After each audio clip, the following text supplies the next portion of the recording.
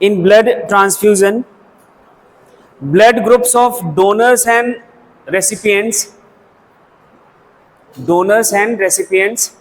should be compatible.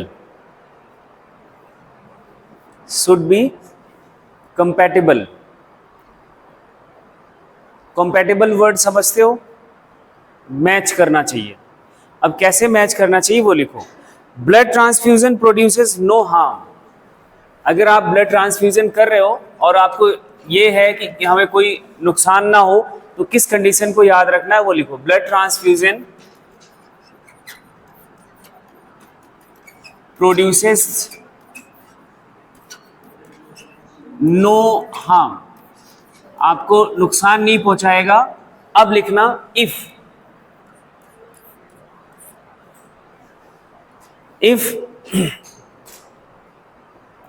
the donor's blood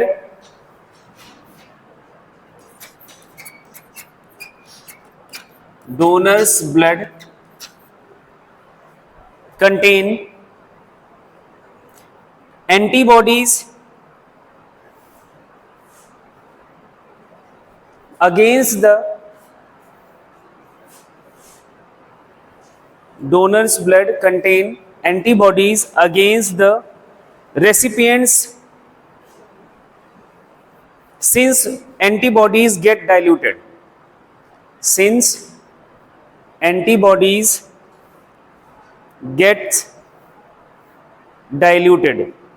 बात जो पहले लिखा था कि सेम एंटीजन और एंटीबॉडी सेम ना हो, अभी जो लिखा है वो एंटीबॉडी के लिए लिखा हुआ है कि ए और बी दोनों का एंटीबॉडी बोलो।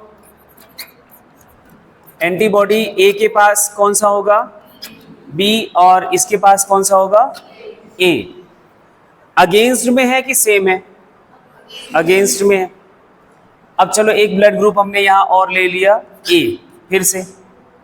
अब इसके पास एंटीबॉडी कौन सा है? बी है। इसके साथ देखोगे तो ये अगेंस्ट में है, लेकिन अगर ये इसके साथ एंटीबॉडी देखोगे तो अगेंस्ट में नहीं है। अब इसको अगर आप डोनर बना ले रहे हो या एरो के हिसाब से, तो इसको हमें रेसिपिएंट बनाना है, और ये रेसिपिएंट हो गया। और अगर ये डोनर हो गया और ये डोनर हम कंसीडर करें, क्योंकि इनका एंटीबॉडी अगेंस्ट में है डोनर और रेसिपिएंट का, तो ये कंपैटिबल नहीं होगा। और अगर ये कैसा है? सेम है, तो कंपैटिबल है। मींस आपको यही देखना है, एंटीबॉडीज के रिस्पेक्ट में देखना है तो बस इतना देख लो कि सेम होना, सेम एंटीबॉडीज होने चाहिए, एंटीबॉडी डिफरेंट नहीं होने चाहिए। नहीं तो कल मैंने आपको ये बताया था कि कोई ब्लड ग्रुप है, एंटीजन और एंटीबॉडी सेम होना चाहिए, बस एंटीजन और एंटीबॉडी सेम नहीं होना चाहिए, सॉरी होना नहीं चाहिए, नहीं होना चाहिए। जैसे यहाँ एंटीबॉडी ए है, सॉरी एंटीबॉडी बी है, और कोई ब्लड ग्रुप इनका बी वाले के पास एंटीजन बी है, तो इस केस में ट्रांसफ्यूजन नहीं होगा। वही बात यहाँ भी समझ आई, यहाँ भी नहीं होगा। तो एंटीबॉडी के रिस्पेक्ट में कैसे देखना है कि एंटीबॉडी सेम हो, और जब एंटीबॉडी एंड एंटीजन के रिस्पेक्ट में कंपैरिजन करना है तो वो सेम नहीं होना चाहिए। बात समझ आ गई? दोनों बातें आपको ध्यान से लिख लेनी है। अब आगे चलो। ब्लड ग्रुप ओ वाले के पास कौन सा एंटीबॉडी है? ए और बी। ये हमने मान लिया कि डोनर है, ये किसी को भी ब्लड ग्रुप दे सकता है। ए ब्लड ग्रुप है, जो आपकी बात ये लिखी ना अभी ओ के केस के लिए लिखा हुआ है मैंने। इसके पास एंटीबॉडी कौन सा? बी। ये आपका रेसिपिएंट है। आप ये सबको ब्लड ग्रुप दे सकता है। एक आपको लगेगा कि एंटीबॉडी मैच कर रहा है तो कोई चक्कर नहीं, हम दे सकते हैं, है ना। लेकिन ये एंटीबॉडी नहीं मैच कर रहा है तो नहीं दे सकते। इसके पास तो दोनों एंटीबॉडी होता है, लेकिन नहीं मैच कर रहा है। अब यही बात जो अभी आप स्टेटमेंट लिखा हुआ है कि अगर डोनर के पास रेसिपिएंट के अगेंस्ट, किसके? रेसिपिएंट के अगेंस्ट डोनर के पास अगर कोई एंटीबॉडी है तो वो डाइल्यूट कर दी जाती है। एक मैच करना चाहिए, बट अगर उसके पास कोई अगेंस्ट में है तो वो डाइल्यूट कर दिया जाएगा। इसलिए ब्लड ग्रुप ओ सबके लिए डोनर है। ये बात अभी आपने लिखी थी। पहली बात जो आपको याद रखना है कि क्या नहीं मैच होना चाहिए? जो आपके पास एंटीबॉडी है डोनर का, वो रेसिपिएंट के पास एंटीजन नहीं होना चाहिए। एंटीजन एंड एंटीबॉडी मैच नहीं करनी चाहिए। जैसे यहां देख लो, रेसिपिएंट आपका कोई ब्लड ग्रुप, रेसिपिएंट ही ले रहे हैं ब्लड ग्रुप बी वाला। अब इसका एंटीबॉडी क्या है? बी। अब इसका एंटीजन क्या है?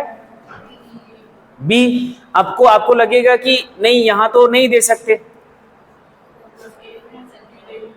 अभी हम एंटीजन एंटीबॉडी को कंपेयर कर रहे हैं तो नहीं दे सकते। लेकिन अब जरा यहां देखो, इसका एंटीबॉडी ए है और वो बी है, वो नहीं मैच कर रहा, तो दे सकते हैं।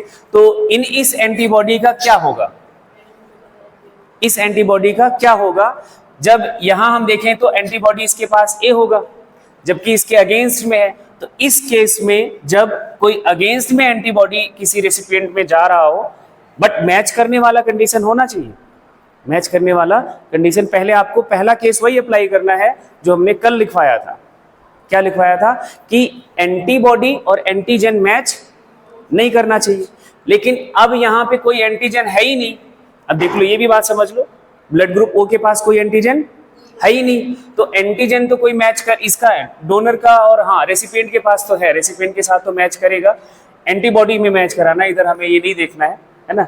बट एंटीबॉडी इनका एक तो मैच कर जाएगा, एक नहीं मैच करेगा। जो नहीं मैच करेगा वो डाइल्यूट कर दिया जाता है अगर अगेंस्ट में है तब।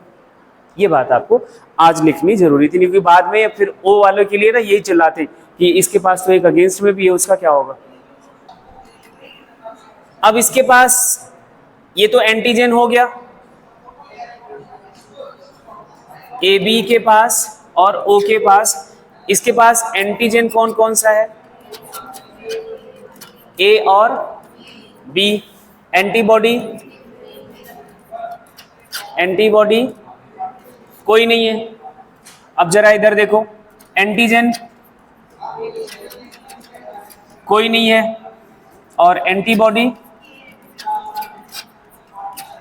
ए एंड बी।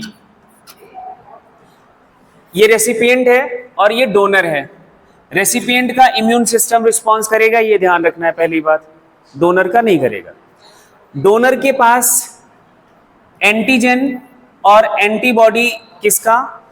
रेसिपिएंट का मैच नहीं करना चाहिए।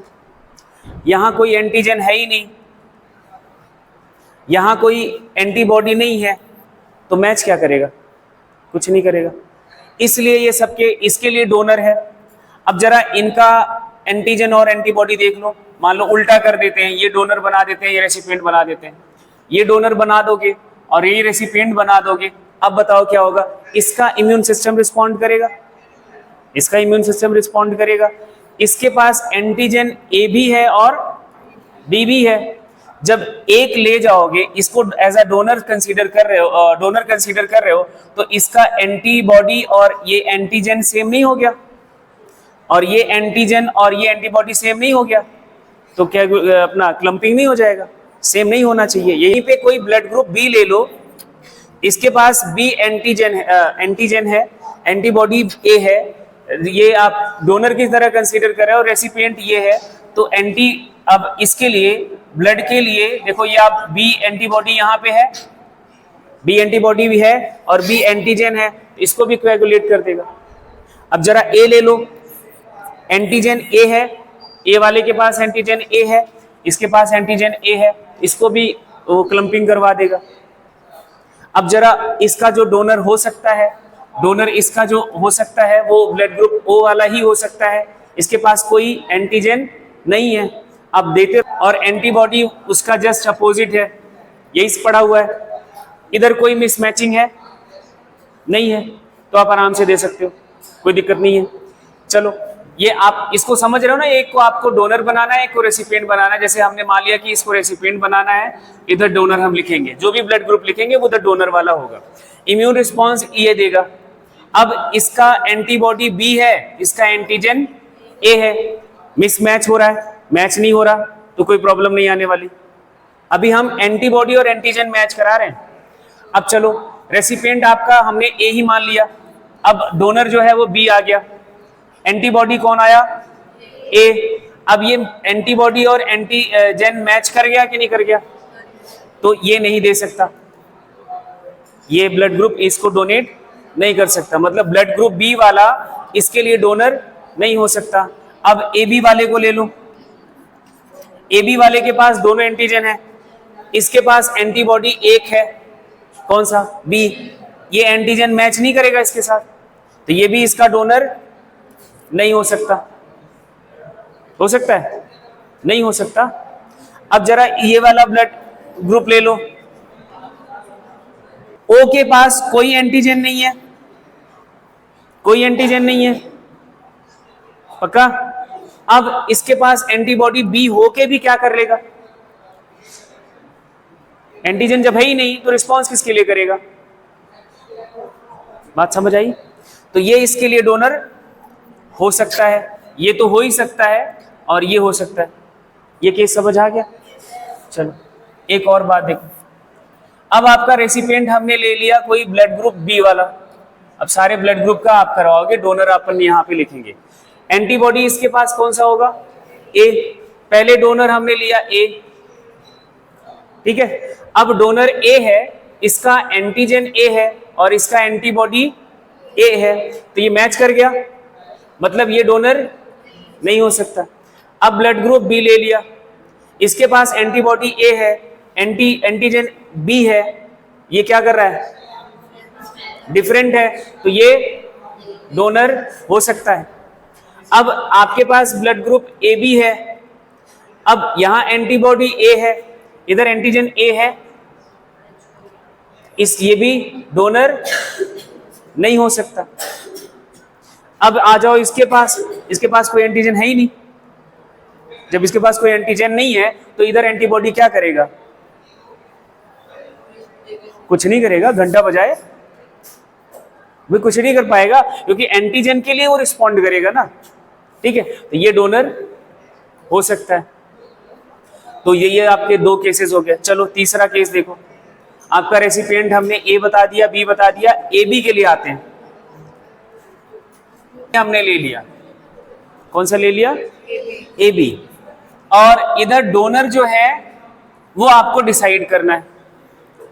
इधर सुन, जब बोला जाता है ना तो तुम ऐसे करने में रह जाते हो। ये जो ए बी ब्लड ग्रुप वाला है पर्सन, इसके पास एंटीबॉडी कोई नहीं है, ये बात पक्की है। ब्लड ग्रुप ए ले लो, ब्लड ग्रुप ए ले लो, एंटीबॉडी बी होगा। जब यहां एंटीबॉडी है ही नहीं तो मैच किससे करोगे, रिस्पांस कौन सा देगा, रिस्पॉन्ड तो रेसिपिएंट का ब्लड इम्यून सिस्टम ही देगा। जब इसके पास एंटीबॉडी है ही नहीं तो रिस्पॉन्ड किस बात का, तो आने दो। ब्लड ग्रुप बी ले लो, एंटीबॉडी ए है, रिस्पॉन्ड करने वाला है ही नहीं तो आने दो। ब्लड ग्रुप ए बी ले लो, तो कोई टेंशन ही नहीं है, आने दो। ब्लड ग्रुप ओ ले लो, कोई क्या, इधर एंटीबॉडी है ही नहीं तो इधर एंटीजन भी नहीं है, तो इसके लिए तो कोई रुकावट ही नहीं है, आने दो। सबका ब्लड ग्रुप ये ले सकता है, इसलिए ये यूनिवर्सल रेसिपिएंट कहा जाता है। पहली बात समझ आ गई? अब ये देखो, पहली बात क्या, ये तीसरा हमने ब्लड ग्रुपिंग का वो बता दिया। अब आपका रेसिपिएंट हमने बना दिया कौन, ओ, यही बचा था, ए बता दिया, बी बता दिया, ए बी हो गया, ओ बता रहा। अब इसके लिए डोनर डिसाइड करना है। इसके पास एंटीबॉडी दोनों है और प्रॉब्लम यही है, हाँ प्रॉब्लम यही है। चलो दो, आप इसके लिए डोनर ढूंढो, ए, डोनर आपको मान लिया कि ए है, देना चाहते हो ब्लड ग्रुप ए वाला। एंटीबॉडी आपको पता है क्या होगा, ये एंटीजन इसके एंटीबॉडी से मैच कर रहा है कि नहीं कर रहा, तो ये रिजेक्ट करेगा कि नहीं करेगा, करेगा, पक्की बात है।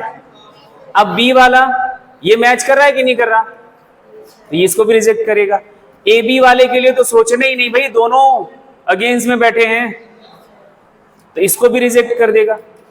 अब इसके लिए इसके पास कोई एंटीजन ही नहीं है, तो एंटीबॉडी बैठ के फिर से वही, जब यहां इस वाले ब्लड ग्रुप के पास कोई एंटीजन ही नहीं है और इधर एंटीबॉडी है, तो क्या फर्क पड़ता है, रिस्पॉन्ड किसके लिए करेगा, किसी के लिए नहीं करेगा। तो ये एक्सेप्टेड है, ये बना लो मुझे लगता है फिर आपको कोई दिक्कत नहीं होगी। एंटीजन ए प्लस एंटीबॉडी ए क्या होना चाहिए? एंटीजन ए और एंटीबॉडी ए। ये मैंने सही लिखा है? एंटीबॉडी ए लिख सकता हूं, ये जो मैंने एंटीबॉडी वर्ड लिख दिया। अगर मुझे सिर्फ ए लिखना होता तो मैं स्मॉल लिखता। इसमें क्या होगा? इस केस में डेथ ऑफ रेसिपिएंट या रिसीवर या इंडिविजुअल ड्यू टू, किसकी वजह से? ब्लड, हाँ, ब्लड क्लम्पिंग की वजह से इस केस में डेथ हो जाएगा। पहली बात लिख लो। Antigen B plus antibody B क्या होगा? सेम रिजल्ट होगा कि अलग होगा? सेम। जब इतनी बात समझ गए, इससे ज्यादा समझना ही नहीं है। दो ही एंटीजन हैं, दो ही एंटीबॉडी हैं, दोनों केसेस आपके सामने हैं, बात खत्म। ये केस नहीं होना चाहिए, बस उसके बाद कुछ भी करवा दो। अब जो आपका कंपैटिबिलिटी टेबल है वो आपको बनाना है, ये लिख लो। अपन आते हैं वो कंपैटिबिलिटी टेबल। दूसरे कॉलम में लिखना है इस ब्लड ग्रुप का एंटीजन, तीसरे कॉलम में लिखना है उसका एंटीबॉडी, नेक्स्ट कॉलम में लिखना है क्या? Receive blood from, receive blood from मतलब समझ आया कि उस ब्लड ग्रुप के लिए कौन कौन डोनर हो सकता है। फ्रॉम कहां से वो रिसीव कर सकते, हाँ डोनर भी लिख सकते हो। ब्रैकेट में यहां पे लिख लो इस ब्लड ग्रुप का डोनर। एंड एक कॉलम और है, वो है आपका donate blood to, donate blood to. देखो दो चीजें हैं, अभी आपको समझ आ जाएगा। एक ब्लड ग्रुप लेते हैं, पहला ब्लड ग्रुप ए, एंटीजन बोलो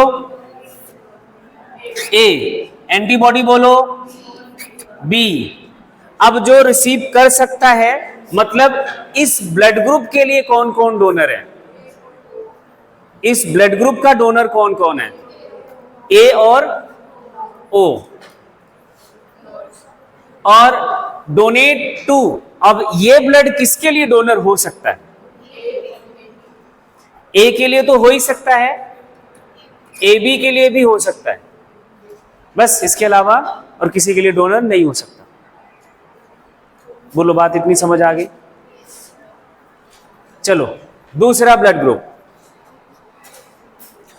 group B, antigen B, antibody A, किसके लिए डोनर हो सकता है? ये कौन इसका डोनर हो सकता है? सॉरी, बी और ओ। और किसके लिए ये डोनर हो सकता है? बी और A B. Blood group A B, antigen A and B लिखना, A and B. Antibody absent है, कोई एंटीबॉडी नहीं होता इधर। और रिसीव ब्लड फ्रॉम, सब यहां पे लिख दो, ए बी ओ, और ए बी तो होगा ही होगा। और डोनेट किसको कर सकता है? A B. Last blood group बचा कौन सा? ओ। एंटीजन कोई नहीं है, एंटीबॉडी ए एंड बी, या तो कॉमा लगाओ या एंड लगाओ, रिसीव ब्लड फ्रॉम सिर्फ और सिर्फ ओ, और डोनेट किसको किसको कर सकता है, सभी को कर सकता है, ए को, बी को, ए बी को और ओ।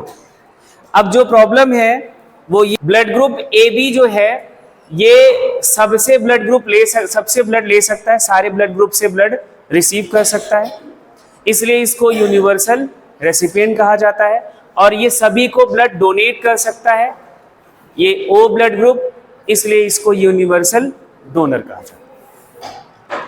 ठीक है, आप यहां नीचे लिख लो दो बातें, blood group A B is universal recipient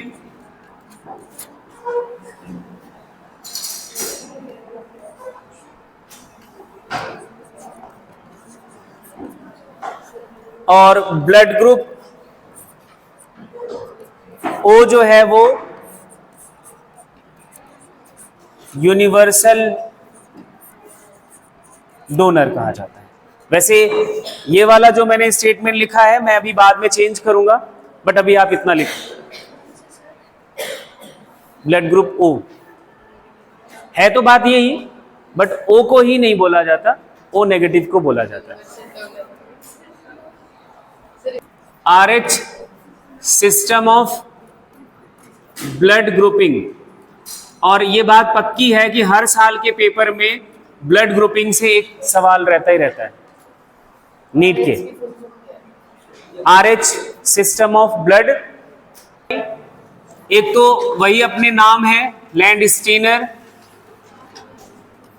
and winner. Winner किसने डिस्कवर किया था, इन रीसस मंकी। इस रीसस का ही RH यहां लिखा जाता है, रीसस आंसर। ये जो रीसस मंकी की बात करें तो डिस्कवरी वाला एनिमल हो गया।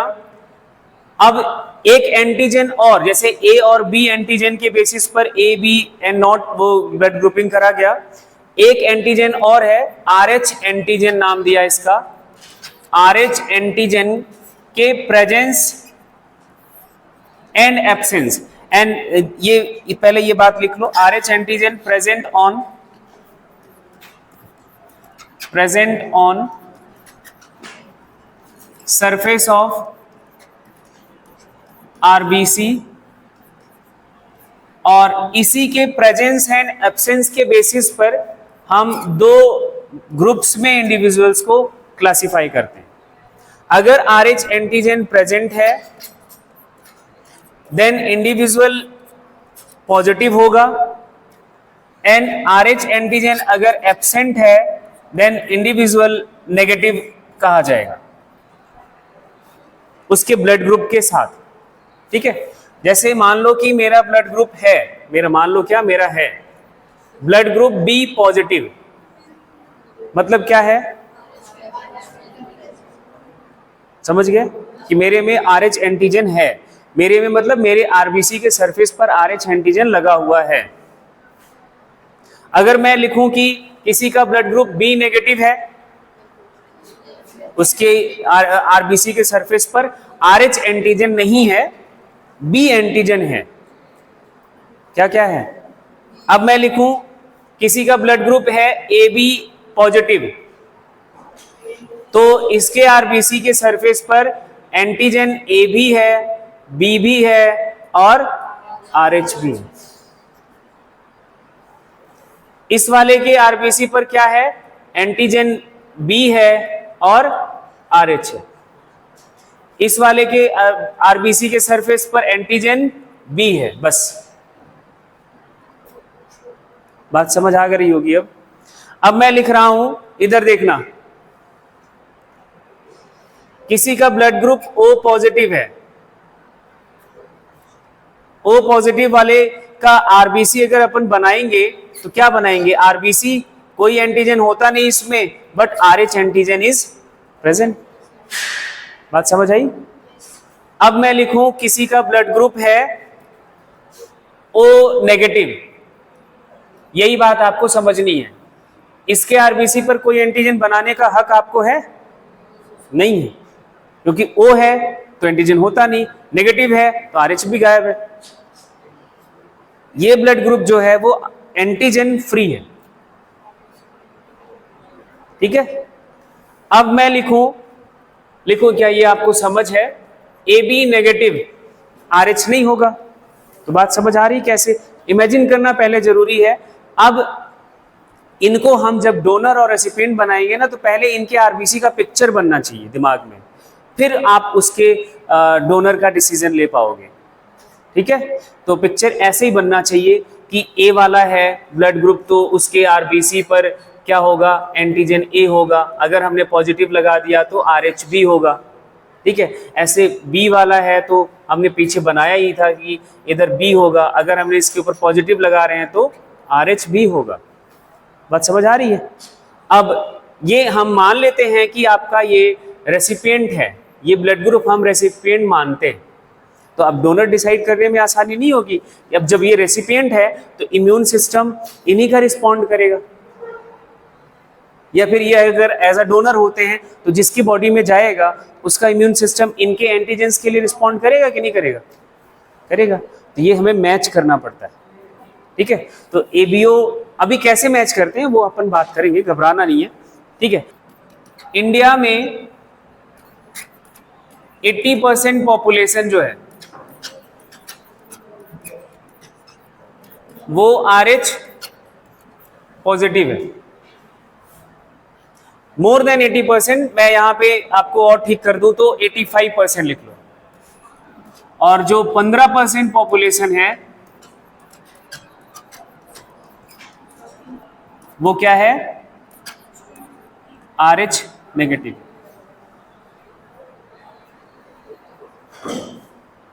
ठीक है, इतनी बात समझ आ गई। अब यही अगर हम वर्ड की बात कर ले तब तो जस्ट उल्टा कर देना है। 15% पॉपुलेशन आरएच पॉजिटिव है, 85% पॉपुलेशन, इससे और क्या समझ आ रहा है? सुनना, जो मैं बोलने जा रहा हूं ध्यान से सुनना। जैसे अभी तक आपने एबीओ में सुना कि अगर आपका ब्लड ग्रुप ए है, एंटीजन ए के साथ होगा तो एंटीबॉडी होता है उसके लिए, ठीक है। लेकिन आरएच एंटीजन के लिए कोई एंटीबॉडी आपके ब्लड में, प्लाज्मा में नहीं होता। ये बात नोट करके लिखो तो Rh antibodies are naturally absent. Antibodies are naturally absent. Naturally absent का मतलब क्या है कि अगर आप बी नेगेटिव वाले ब्लड ग्रुप हो या बी पॉजिटिव वाला मैं हूं, तो अभी तक मेरा ब्लड ट्रांसफ्यूजन नहीं हुआ है, तो मेरे प्लाज्मा में आरएच एंटीजन के लिए कोई एंटीबॉडी नहीं है, ठीक है। अगर मैं बी नेगेटिव होता तो नेचुरली वैसे भी नहीं होता, तो फिर तो होता ही नहीं, ठीक है। लेकिन मैं पॉजिटिव होते हुए भी मेरे प्लाज्मा में इसके लिए एंटीबॉडी नहीं है, इसकी जरूरत नहीं है। एक बात। अब दूसरी बात समझो।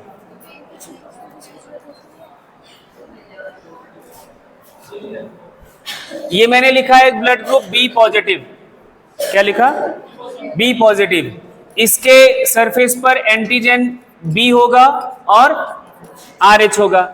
इस बी के लिए आपके प्लाज्मा में क्या एंटीबॉडी होगा? ए। लेकिन इस आरएच के लिए कोई एंटीबॉडी नहीं होता, ठीक है। अब मैं लिखूं कोई ब्लड ग्रुप ए पॉजिटिव, आरबीसी बनाओ, एंटीजन ए और आरएच, इसके लिए एंटीबॉडी बी होगा, आरएच के लिए कोई एंटीबॉडी नहीं होगा। अब अगर मैं आपको ये बना दूं बी नेगेटिव, तो क्या होगा ये बोलो? एंटीजन बी होगा, ये इधर कोई हम बात ही नहीं कर सकते, बी नेगेटिव है, आरएच एंटीजन होता ही नहीं, तो एंटीबॉडी की बात ही नहीं करेंगे। ये बात पक्की समझ आ रही है? तो बस इतना ही समझना है। अब मैं एक चार्ट बना रहा हूं, वो आप लिखो। यूनिवर्सल डोनर नहीं, अब मैं दोनों हो गया कि एक? कोई बात नहीं, 2 मिनट लगेगा। लिखो, एक बनाओ। यहां लिखेंगे हम ब्लड ग्रुप,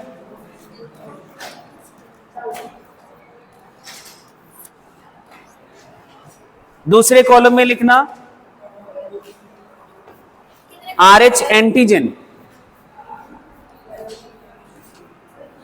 RH एंटीजन, और इसको फिर हम कहेंगे का कॉल्ड एज। अब मैं लेता हूं blood group A, RH antigen present है, तो इसको क्या कहोगे? प्रेजेंट है तो इसको क्या कहोगे? A positive. लिखो, blood group A RH absent है, B present, B positive, B negative. अभी कॉमन सेंस की मैं बाद में प्रैक्टिस पे बताऊंगा, अभी कॉमन सेंस करवाया जाए ना, वैसे करना सीखो। B पॉजिटिव, B अगर एंटीजन RH एंटीजन एब्सेंट है तो क्या लिखोगे? B negative. Blood group AB, क्या पहला केस हमने प्रेजेंट का देखा था, तो AB पॉजिटिव, और AB में अगर RH एंटीजन एब्सेंट है तो AB नेगेटिव, और O अगर RH एंटीजन प्रेजेंट है तो O पॉजिटिव, और O RH एंटीजन अगर एब्सेंट है तो O नेगेटिव। इतना लिखने से क्या तुम मर गए?